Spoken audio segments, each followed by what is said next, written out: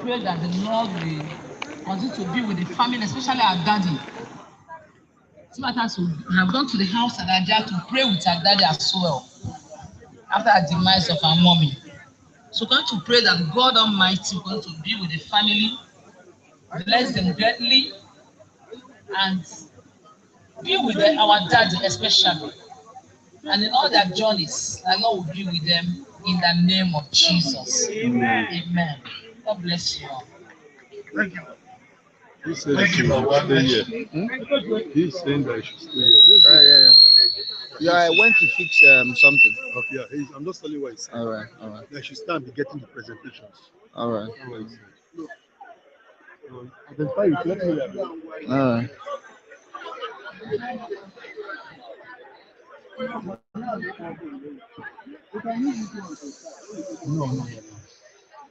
No. Because that is the first one. I can use that one. Hey, Ibani, I ain't a quadro, is in the world.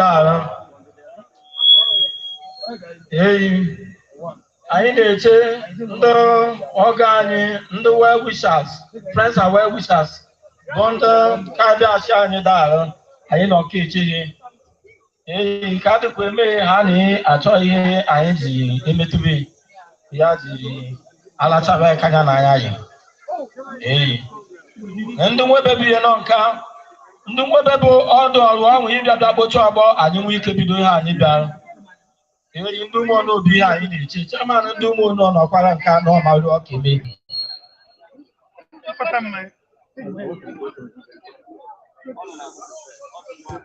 enwe chairman Patrick Obeda. Hello, good afternoon, sir. That's all. Let me your name. Okay. And what's the relationship you have with the family? Miss Sani was my sister. My Your sister. Okay. Okay. So let's know more about her when she was alive. Well, she was an outgoing person. And peace of the Lord, she's so much cherished. A philanthropist. Difficult to sum it all up. Hey, when they do ready, no, upon the club or upon any society also, we do ready to come and send the all down. We are here waiting for them.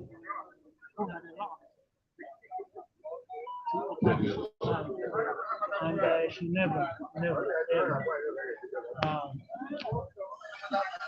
And that was something to do that needed to be done. She was the kind of, she was extrovert. Hey, because I am talking to Konja here. I talk, I maybe come at me. I'm going to Konja, I can't add that. She was so loving. And she freely gave the needy, and she was able to so much. Hey, when you do ready, not the one table, no. That's in the world. I can't have that. She can not have the replacement. Phenomenal sister, mother, 90 men. Okay. And so the children should leave behind. Hey, you don't count. They want to bund over there too. No more issue. So when you work with the presentation, okay, me not this side the work I do be me.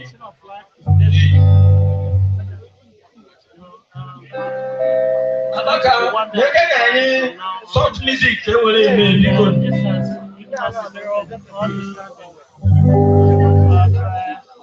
How transit this life is. We come and we go, but we can only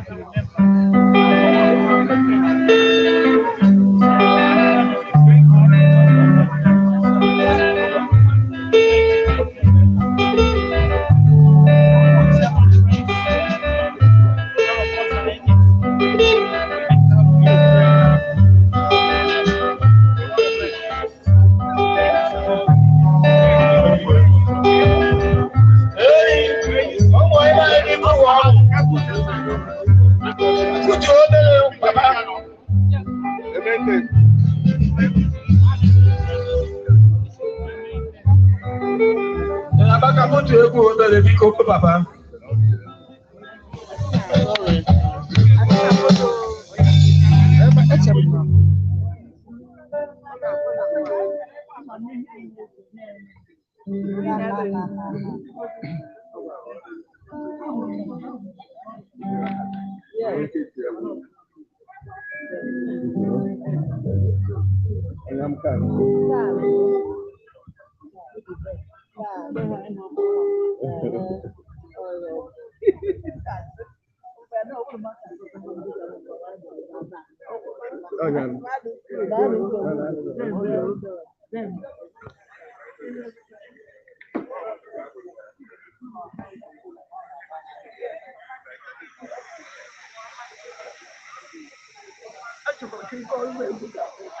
Okay.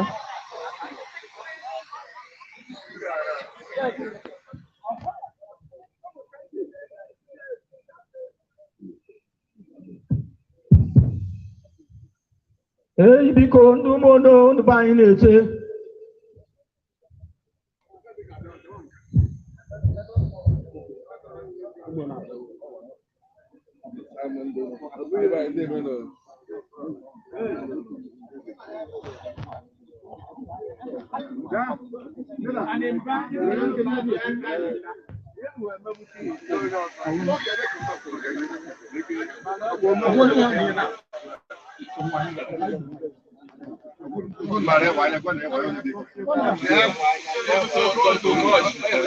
Dr. Okaji.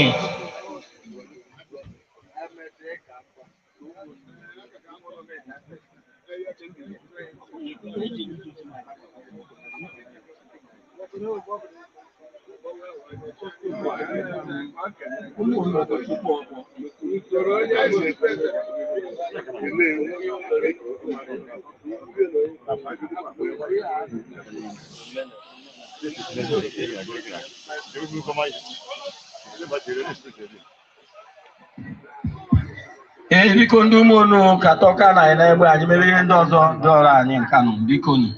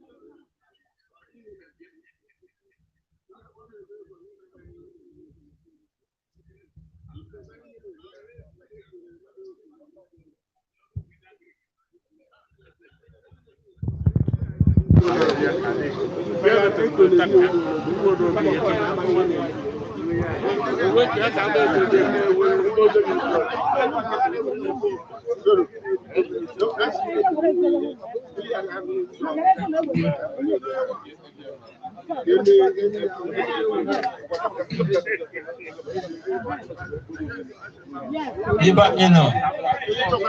Anyị nọkwa nkịtị. Ndị ụmụnne mere ike na-amara ihe anyị bịara. Na anyị anaghị arụ nka. Ọ bụrụ na ha ahụghị ekwa, enwe nwaanyị ụmụnne ozu ekwa, satụ anya wetara m nke ewuri bido ya na-eme. Gaba agawa.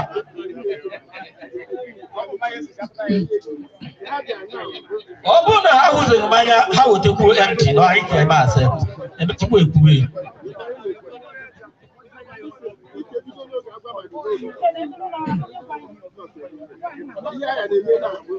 Ihe anyị na-asị bụ ndị rụrụ ọrụ taara anyị echegheriwo anyị bụ Christians anyị ana na-agwa ihe na anyị abụghị ndị Igbo oge ihe anyị bụ ndị na-asị ndị rụrụ ọrụ taara we are all Christians.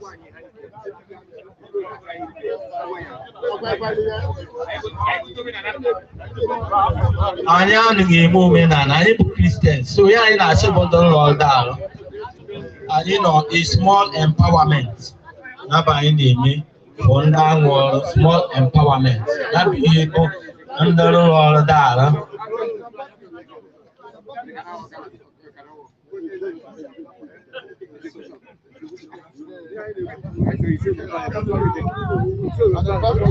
O nwere ndị nọ n'ife anyị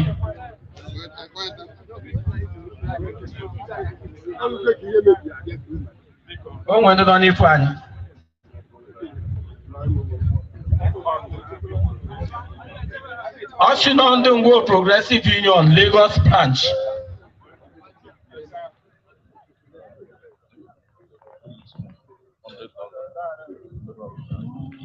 Biko anyị na-ekene unu niile, ekene ụmụnna, ekene ikwu na ibe.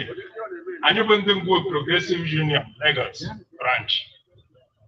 Ụmụ nwaanyị asụkwu anyị ha bịara o nwere ihe ashị na ha kụkwu enye Ngwo Progressive Union Lagos ndị nwoke ji 100,000 chike were ashịndere ọrụ dara. Thank you. Okay, madam. Ndị anyị ekenekwe m darịn ọ dịghị isi darịn ụmụ ndị chiri anyị ochichi ka anyị kene ndị rụrụ ewere kene ndị rụrụ ọrụ ụmụ nwaanyị ndị otu onye Ngwo Progressive Union Women's Wing Lagos branch ha chi ka anyị nye ha 10,000 were kene ndị rụrụ ọrụ darịn. Thank you. Ndeke aha Nnamdi.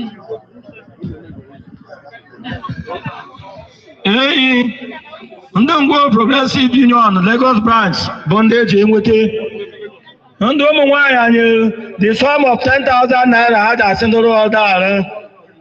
Ndị ụmụ nwoke wetere esu maka na 100,000 gbagoro ha nyere 100,000 naira ha ji asị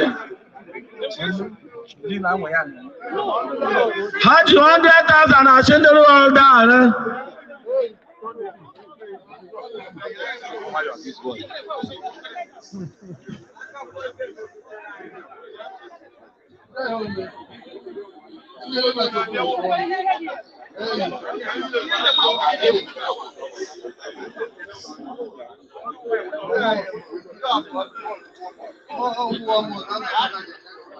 Ndị mụ na-anọ ahụ bụ ndị etiti ndị ụmụene family.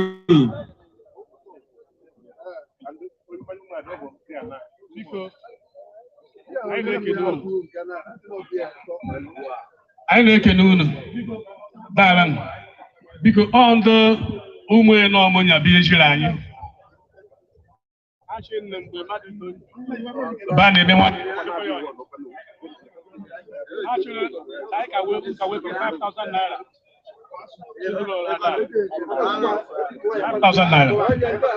ndị ụmụene ọmụnya ji 5,000 naira asịdịrị ọrụ arụ.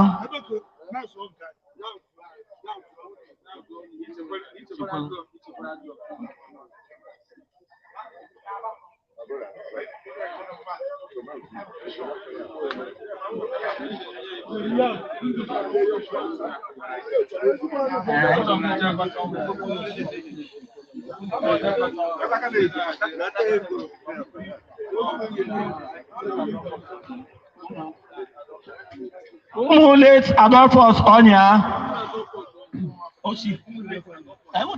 Umulet Adolphus Onya. Ji 5,000 naira asịndịrị ọrụ arụ.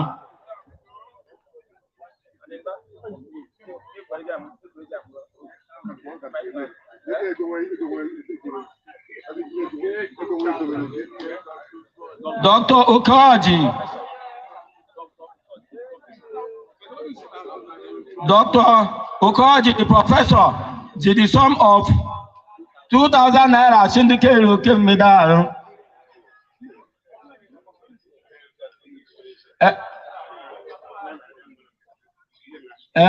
Then he says, Onyana, Sister Comfort Animal Kena, the sum of 1,000 naira syndicate that.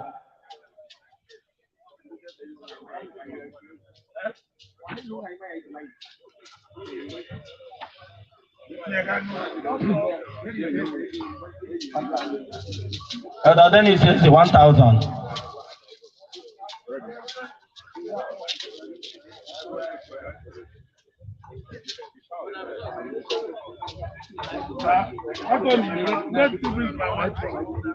Onwe kwere ndị nọ n'ifu anyị na emechekwa ama na elect one ka agbaghara anyị sentence.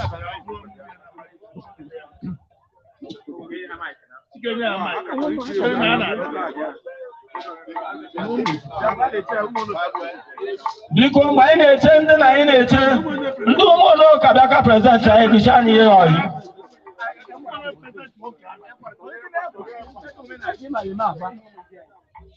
Ka ị mara agba.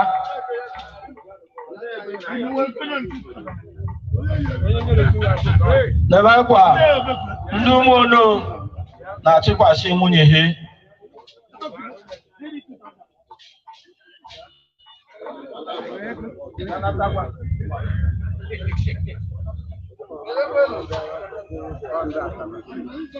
Ha ji 2,000 naira si ndị rụrụ ọrụ daa.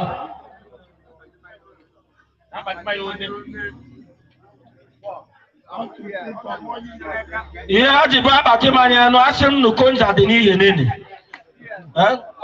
Akpati mmanya atọ na 1 konja, malt 1 crate. Malt na. Ụmụada nwaanyị abịa nụpara 1 carton na 1 crate.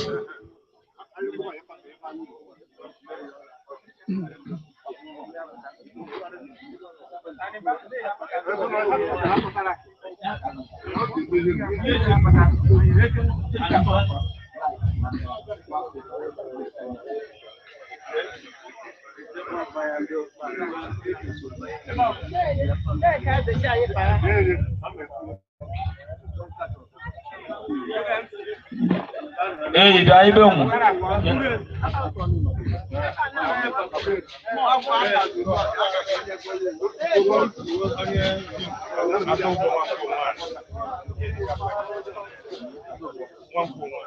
Adụbọ nwangwu onwe anọ bie na-achịkwasị nwa na-enye kwanụ.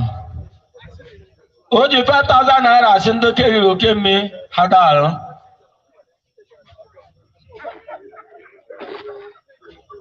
Anyị ka nọkwa.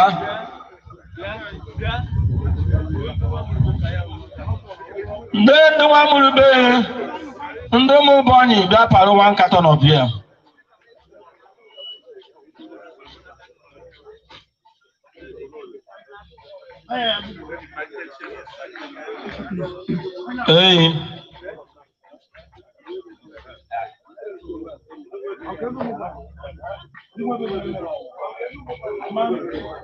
Ndị ụmụnụ ekwuchiwo ọgbọ.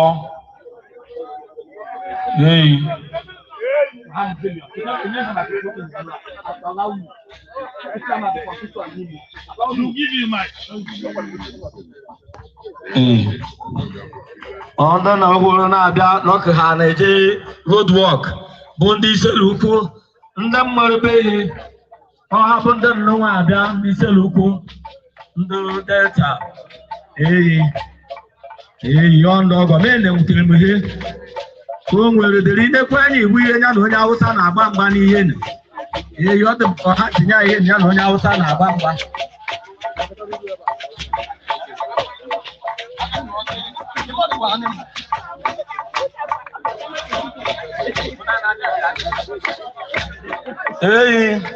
Ndị iselu ukwu ndị ọgọ anyị ya ka a mara eme.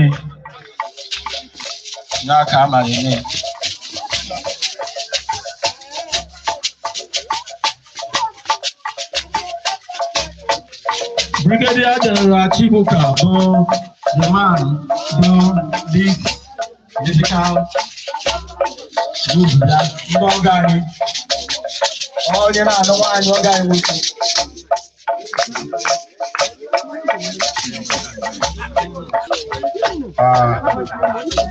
There was all of my yeah, but when I'm right here, when I go to that now, all I got the one. When I live at the island, I'm going to wear. So, I use it. So, if I take them there, guys, if you have, I come over. When you tell the band, all G, I'm quite a lonely. Now, of what you see, guys, if you have, come over. Very general. I just going to go by 50,000. I just 50,000.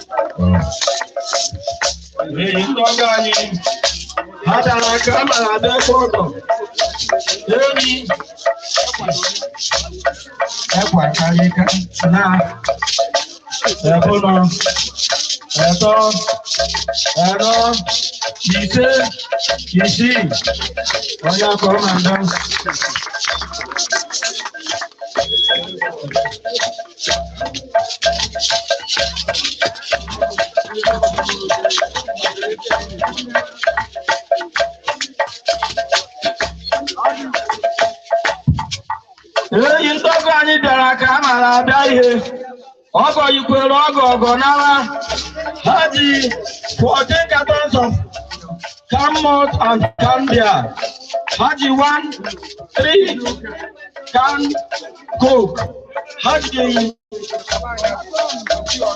wine ha ji 4 hot drink 5 hot drink 1 gallon of 1 jar of palm wine ha ji eshu Haji Mbaji Esa were there Pogon Habala Kamala Day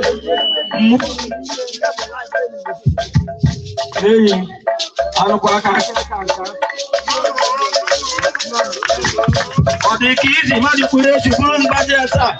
Bruce Mania, Bruce on the wine. The way about the other and Tepun. Hamel Abama Chirika, Hamel Nadi Water, and the way the one I know the fire. He's a quick. He's a quick. Woman, don't.